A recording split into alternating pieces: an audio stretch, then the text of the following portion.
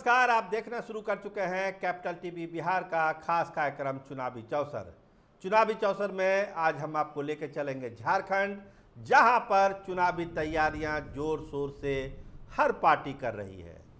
Bhajpa, Jhamumo, Congress, RJD और Janata Dal United, तो तमाम पार्टियां अपनी तैयारी में है। लेकिन भाजपा की तैयारी है कमल खिलाने की, कि इस बार कोई चूक नहीं रह जाए, कमल को खिलाना ही खिलाना है। असम के मुख्यमंत्री पहुंचे हैं रांची, बड़ी बैठक हुई है रांची में, सारी तैयारी की गई है, प्लान तैयार किया गया है कि कैसे इस बार झारखंड में कमल खिलेगा।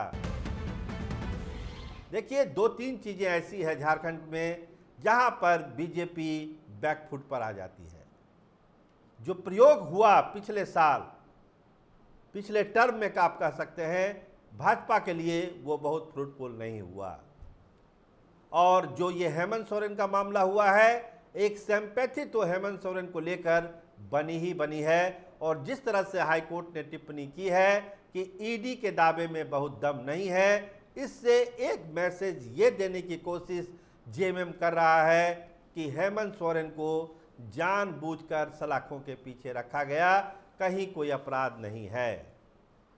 तो इन तमाम चुनौतियों से भाजपा को निपटना है। और इसी सिलसिले में असम के मुख्यमंत्री हेमंत बिस्व शर्मा रांची आए थे। बाबूलाल मरांडी की अध्यक्षता में एक बड़ी बैठक हुई है।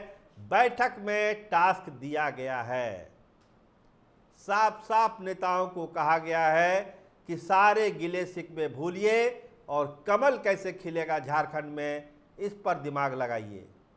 वही चीज़ मायने रखती है, बाकी झारखंड में और कोई चीज़ मायने रखती नहीं है।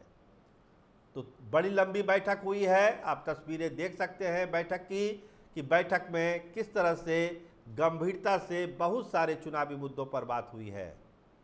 और एक बात और क्लियर हुई है कि सहयोगी दलों को उनके हैसियत, उनकी राजनीतिक ताकत के हिसाब से ही भाजपा सीटें देगी, अनाप शनाप सीटें नहीं देगी। भाजपा चाहती है कि अपने बलबूते सरकार बने झारखंड में। शर्मा जी का जाने का मकसद ही यही है कि सरकार झारखंड में अपने बलबूते बनाना है। इसके लिए अभी से ही जुट जाइए, चुनाव कभी भी हो सकता है। कल ही चुनाव आयोग ने संकेत दिया कि चुनाव जल्दी भी झारखंड में हो सकता है।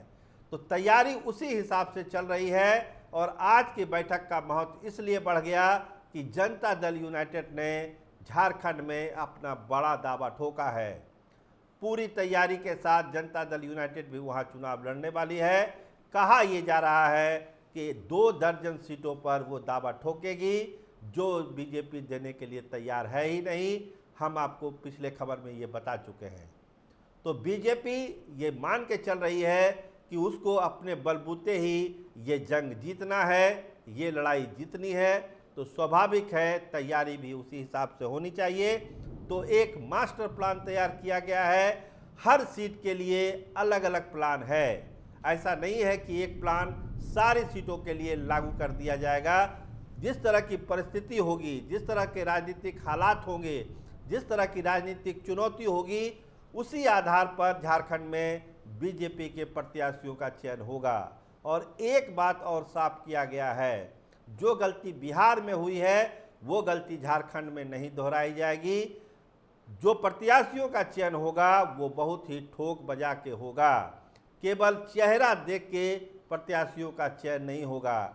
उनका परफॉर्मेंस क्या रहा है, सोशल मीडिया पर उनकी एक्टिविटीज़ क्या रही है, पार्टी के लिए उन्होंने कौन कौन से कार्यक्रम किए हैं, जनता का फीडबैक क्या है, कई लेवल पर सर्वे होंगे, उसके बाद ही प्रत्याशियों का चयन होगा। मतलब साफ है, भाजपा कोई भी छेद रखना नहीं चाहती है झारखंड में, और हर हाल में वहां कमल खिलाना चाहती है, ताकि 25 में जो बिहार का चुनाव हो उसमें भी एक क्लियर कट मैसेज जाए कि इस इलाके में तो हवा बीजेपी की बह रही है। आप देखते रहिए कैपिटल टीवी बिहार। आपका बहुत धन्यवाद, आपका बहुत शुक्रिया।